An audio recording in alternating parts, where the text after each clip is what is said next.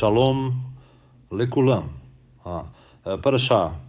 Para este Shabbat, Bayerá, que significa e apareceu, encontra-se no livro de Bereshit, capítulo 18, versículo 1, até o capítulo 22, versículo 24.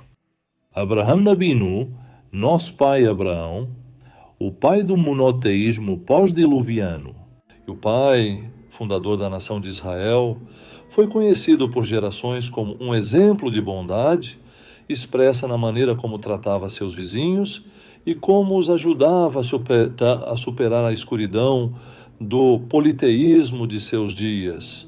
Nesta parashá, Vayera, encontramos Abraão exemplificando seu atributo mais influente de bondade através da hospitalidade, apesar do desconforto físico que o acompanhava.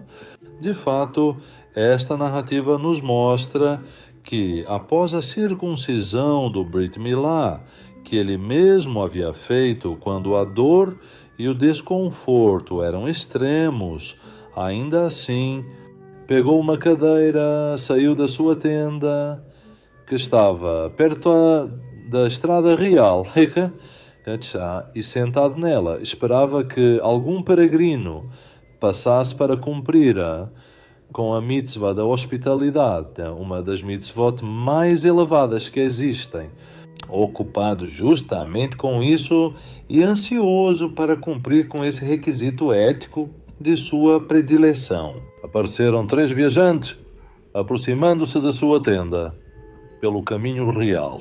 Abraham dá alguns passos para encontrá-los e, apesar de sua dor, os convida a entrar em sua tenda e tomar um lanche.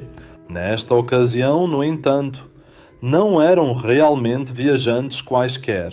Embora ele ainda não tivesse descoberto, na verdade, esses 3 homens eram 3 anjos enviados pelo Eterno para cumprir 3 importantes missões na Terra naquele momento. Primeiro, alguém teria a responsabilidade de dar a notícia do nascimento de um filho a Abraão, e outros assuntos importantes que o pai da nossa nação deveria saber.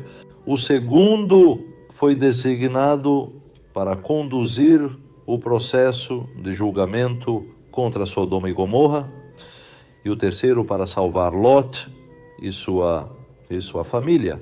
Eram necessários 3 anjos, porque havia 3 missões diferentes a serem cumpridas. E como sabemos, os anjos não podem realizar 2 missões ao mesmo tempo, cada um precisa fazer apenas uma, e por isso 3 missões exigiam 3 anjos. De qualquer forma, após dialogar com o anjo principal, eles chegam à conclusão de que, se tivessem encontrado pelo menos 10 homens justos em toda aquela região, Deus não teria permitido a destruição de toda aquela área exemplificada por Sodoma e Gomorra.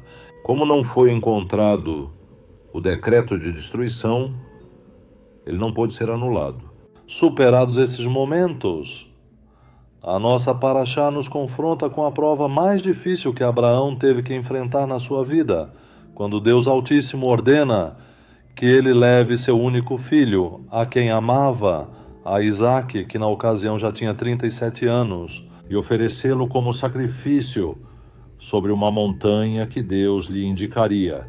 Apesar das implicações que isso teria, Abraão aceita o sacrifício divino, plenamente convencido de que, se Deus lhe havia dado Isaac e por meio dele viria a nação prometida, a grande nação de Israel, e a bênção também para todas as nações, para todas as famílias da terra, e agora ele tinha que sacrificá-lo. De alguma forma, Deus o ressuscitaria dos mortos, pensou Abraão.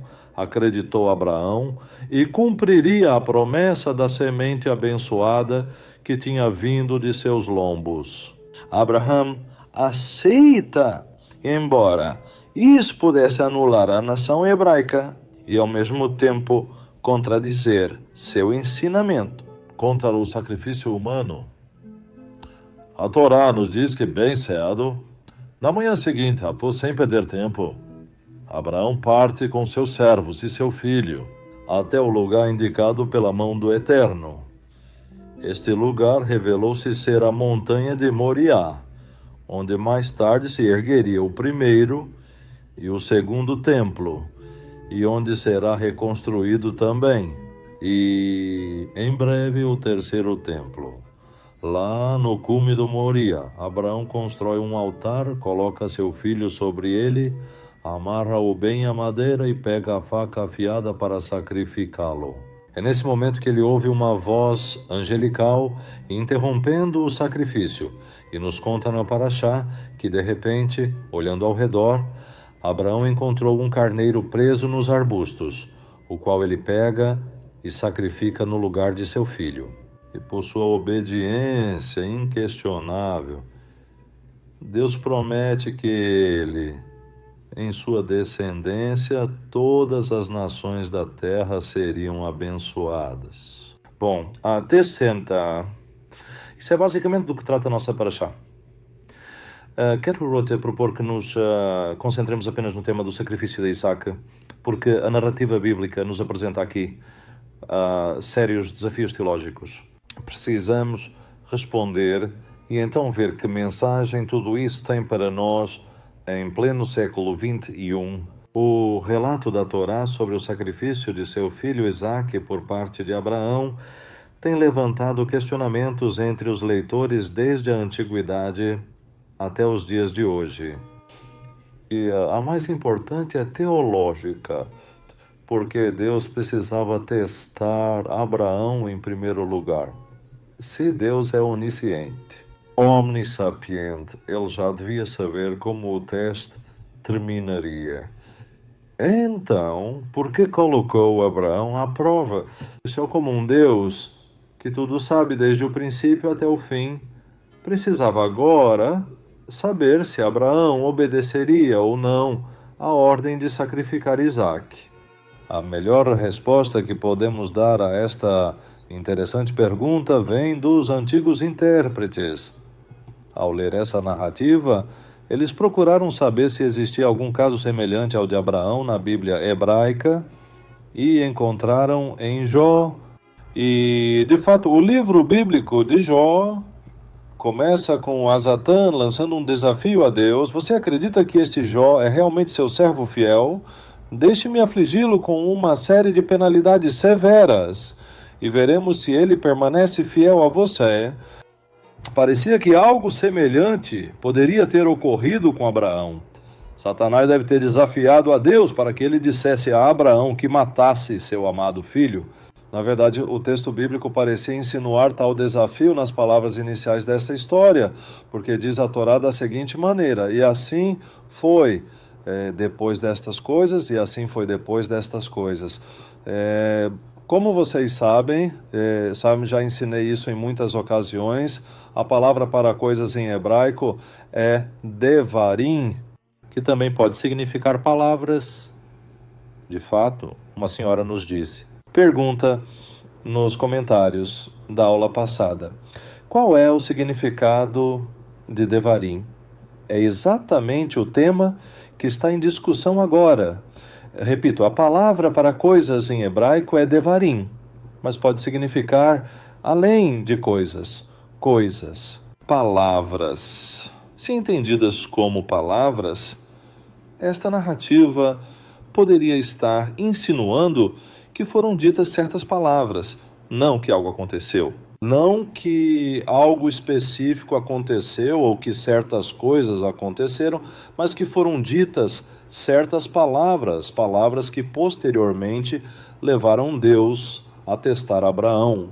Já 2 séculos antes de Yeshua, a seita judaica dos jubileus, por exemplo, havia ensinado esta possibilidade em seu comentário sobre esta paraxá. Os sábios nezeritas também falaram sobre isso, como está documentado no livro de Hebreus, capítulo 11. E, além disso, aparece mais tarde, cerca de 400 anos depois, no Tratado Talmúdico Sanhedrin, fólio 89b. O que esses sábios antigos observaram? Eles partiram da seguinte premissa: Deus sabia de antemão como resultaria essa prova. Mas houve alguém que questionava a fidelidade de Abraão, assim como questionou a fidelidade de Jó. E para que o mundo inteiro soubesse que o fundador do povo hebreu se manteve firme em sua fé monoteísta como exemplo para todos, Deus Altíssimo permitiu que seu servo Abraão passasse por essa prova, demonstrando que o Satã é um mentiroso e não é nada confiável. O argumento dos intérpretes antigos é o seguinte: depois que Abraão amarra Isaac e o coloca sobre o altar para ser sacrificado, uma voz grita do céu: não levante a mão contra o menino, nem faça nada para prejudicá-lo, porque agora sei que és alguém que teme a Deus, já que não me negaste teu filho, teu único. Claro, quando lemos assim, as palavras agora parecem implicar não sabia antes.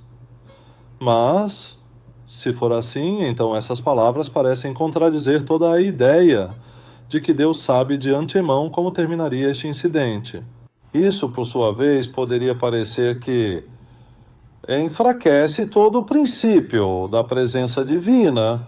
Como resolveram isso? Como os intérpretes antigos responderam a esse desafio? Eles resolveram isso utilizando as formas e leis de interpretação da Torá que os antigos conheciam e que a maioria de nós não conhece no século XXI. Portanto, ao estudar os ensinamentos dos sábios antigos, não podemos fazê-lo. Deve estar baseado no que eles conheciam e praticavam em seus dias. Então, como resolveram isso? Isso foi resolvido usando as formas e leis de interpretação da Torá que eles conheciam. Primeiro, eles se concentraram na palavra hebraica Yadati, eu sei.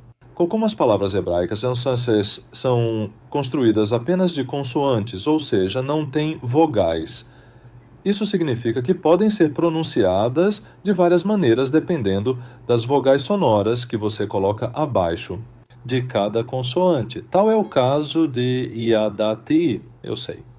As letras que compõem Yadati também podem ser pronunciadas de forma ligeiramente diferente, como Idati. Idati, e não Yadati, mas Idati.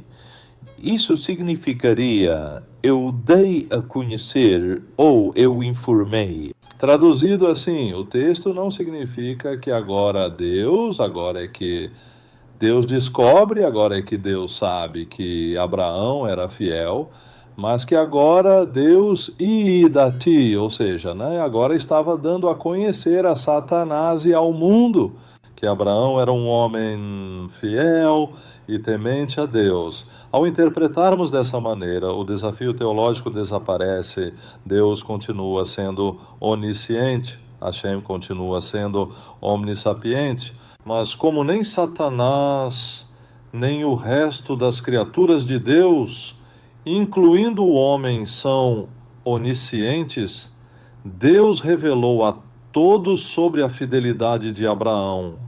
A ignorância moderna de como os antigos entendiam o texto bíblico e as regras que usavam para interpretá-lo, é isso que faz muitos duvidarem da grandeza dos nossos textos. E claro, isso também se aplica ao Código Real, porque os escritores do Novo Testamento usaram as mesmas leis de interpretação que a Escola dos Jubileus 2 séculos antes de Yeshua, e as diferentes escolas dos fariseus, incluindo os sábios do Talmud, que vieram posteriormente.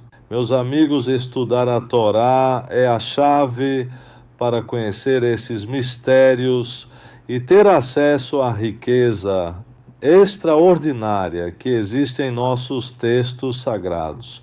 E é por isso que estamos oferecendo a certificação em estudos hebraicos, para que você tenha acesso a essas chaves, para que você tenha acesso a esses mistérios e a toda essa riqueza maravilhosa que está escondida em nossos textos sagrados. Lógico, o anjo que ordena a Abraão parar o sacrifício também não era onisciente, e por isso o texto diz: não levante sua mão contra o menino, nem faça nada para feri-lo, porque agora sei que você é alguém que teme a Deus.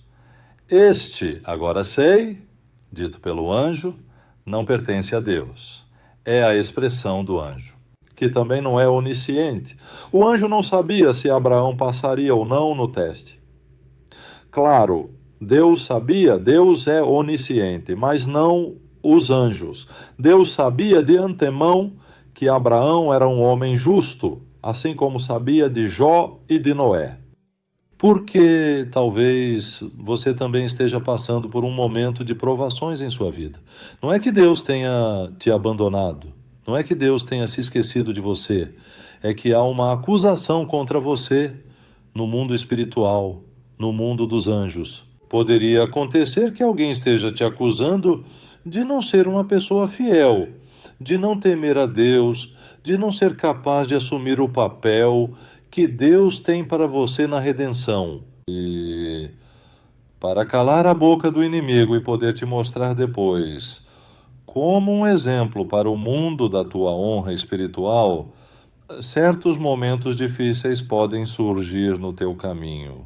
E dependendo de como você se comportar no meio da tempestade, assim será a resposta que você dará ao mundo sobre o seu nível de fidelidade e compromisso com Deus. E, por outro lado, meus amigos, o caminho da obediência, mesmo em momentos difíceis, é a essência para sintonizar nossa alma com a luz e a sabedoria oculta da Torá, que é o prelúdio para o conhecimento do Mashiach e a redenção final de Israel e do mundo. A relação entre Isaac e Yeshua demonstra isso e se torna evidente. Pense nisso. O judaísmo é a única religião do mundo que depende de um filho único, que é sacrificado e depois ressuscitado por Deus para prover uma fonte de expiação para Israel. E não estou falando de Yeshua, mas de Isaac, porque de fato o Midrash afirma que finalmente Abraão realmente sacrificou Isaac e seu corpo foi transformado em cinzas. E por isso, o Sidur Talmúdico recorre às cinzas de Isaac para tentar convencer a Deus a expiar os decretos duros e nefastos que pesem sobre a nação hebraica. Pense nisso.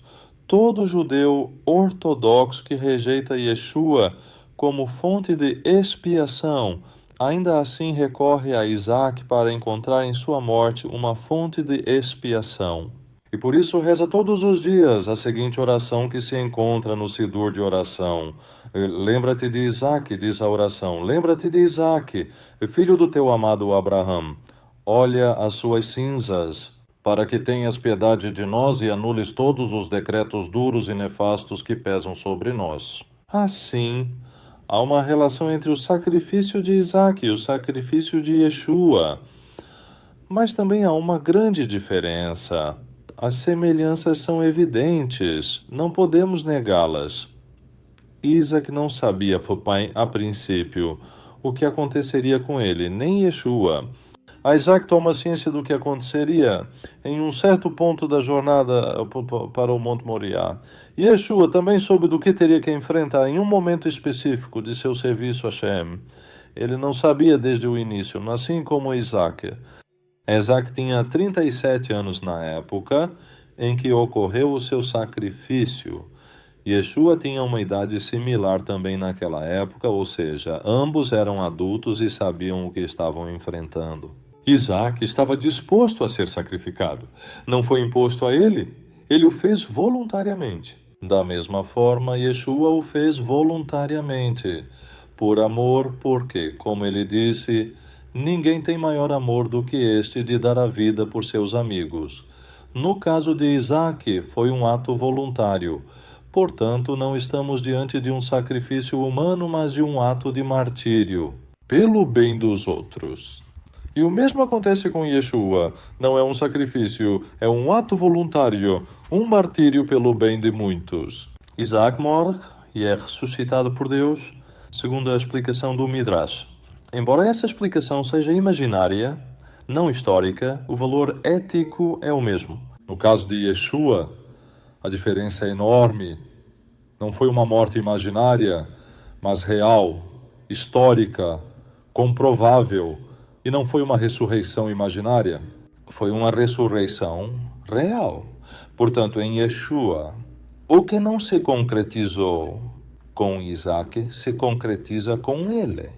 E esta é a mensagem de redenção que proclamamos entre as nações. A expiação não vem pelas cinzas de Isaac, mas pelos méritos de Yeshua, o servo sofredor de Adonai, nosso Messias sacerdotal, por cujos méritos agora podemos nos conectar com a luz e a esperança da redenção. E é por isso que eu dizia que o caminho da obediência, mesmo em momentos difíceis, é a essência para sintonizar nossa alma com o Senhor, com a luz e a sabedoria oculta da Torá, que é a antessala do conhecimento do Mashiach e da redenção final de Israel e do mundo. Repito esta ideia para que não a esqueças.